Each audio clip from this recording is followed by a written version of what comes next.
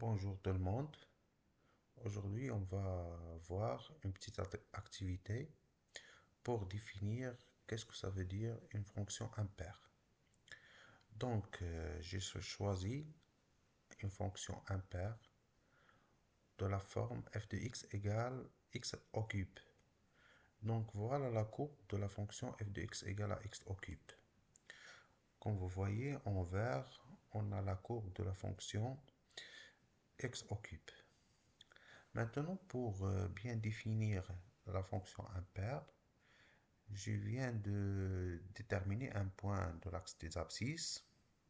Par exemple, on va prendre un point ici, par exemple, ce point-là, ce point d'abscisse X. Donc, en demandant de déterminer l'image de point X.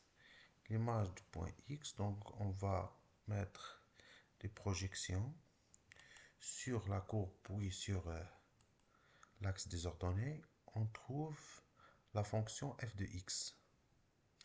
Donc f de x, c'est-à-dire l'image du point x. De même, on va déterminer le symétrique du point x, du point d'abscisse x par rapport à l'axe des ordonnées. Donc on trouve le point, par exemple, celui-là. Ce point sera d'abscisse moins x, comme la distance entre O et ce point égale à x, la distance égale à x, puisque ce point est dans la partie négative, donc on aura moins x. On va déterminer l'image de moins x. De même, on va mettre des projections. Voilà, on trouve f de moins x.